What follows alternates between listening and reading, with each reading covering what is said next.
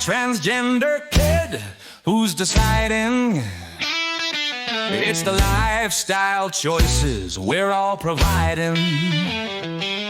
Vegan cat, transgender kid, it's quite funny.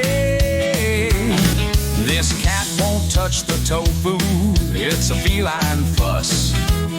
While the kid's wardrobe's got a gender plus.